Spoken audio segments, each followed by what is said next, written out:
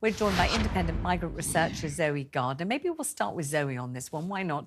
Zoe, obviously, this is another tragedy. This 7-year-old little girl. It's just an appalling story. There can't be a single person in the country who doesn't feel devastated to hear about this. Is there a possibility that the Rwanda bill is not just a solution, but is a lifesaver and might stop people getting on these small boats? Or do you think it is a distraction from the fact that they're absolutely desperate and they'll do it whatever happens? Well, I think that it's very much the latter. People who are not dissuaded from continuing to attempt the journey after they have seen 3 men, a woman, and a small child drown in front of their very eyes will not be dissuaded by the prospect of Rishi Sunak maybe getting a handful of people onto a flight to Rwanda. The deterrent argument simply just doesn't hold water. It's not credible. But what we are seeing, and what we're likely to see more of, is actually people taking more dangerous routes. And that's why the sort of rate of deaths in the channel appears to be going up. People are trying to evade detection by enforcement officers who are operating both from the French and the British side. And as it becomes impossible to gain protection in the UK, if you come here and you present yourself and you say, I'm a refugee, I need protection, as we say now, we're not going to give that to you. And we might even send you off by force to Rwanda. The likelihood is that we'll see people take more dangerous routes in order to try to not be found by the border force agents of the UK, and to escape detection so as not to be put into that system that might end up in their deportation to Rwanda. So that means more deaths in the channel. And also it means that if people remain outside of the asylum system, because we've effectively scrapped the asylum system, it means that people are then going to be at greater risk of exploitation by traffickers and smugglers as well. So we're looking at something that's going to increase risk, definitely not a deterrent, and definitely not something that's really about saving lives. Right, I'm gonna throw that over to my guest, but before I do, I want to ask you a specific question, Zoe, and this is what it is. So many people say when they're discussing this issue, these people are coming from France. They're not coming from a war-torn zone. They're not risking violent reprisals or being abused because they're gay. They're not risking torture. They are in France.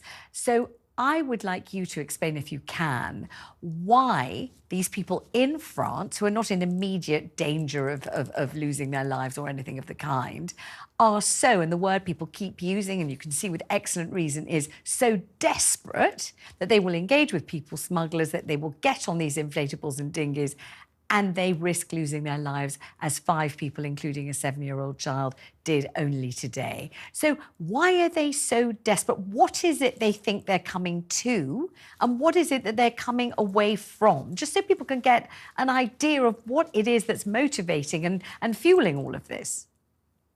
Yeah, I mean, I think it's a perfectly legitimate question, because to you or I, it does seem like an enormous risk to be taking just to escape from France, which to you or I seems like a perfectly safe country. And in many cases, it is. In fact, France takes in far more refugees than we do.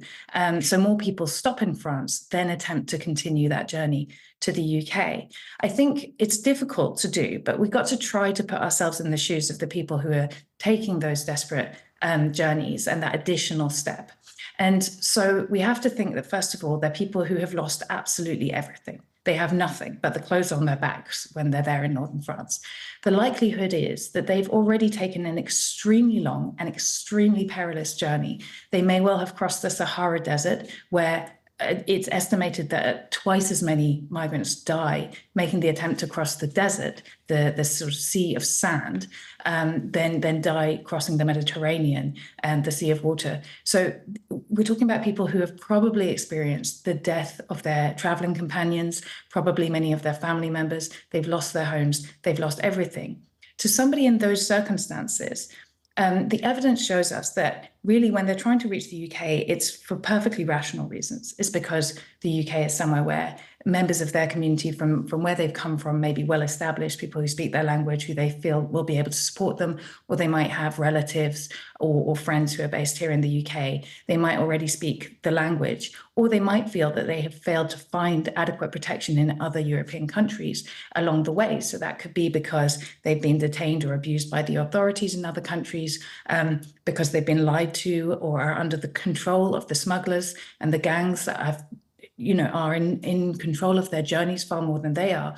So there are a lot of reasons why somebody who's already in such a desperate circumstances has already risked so much and is now, from their perspective, extremely close to the aim that they eventually, the hope that they are clinging to of a safe future in the UK, might take those risks where you or I would obviously say, this is an incredibly dangerous thing to do. And ultimately, they won't be dissuaded.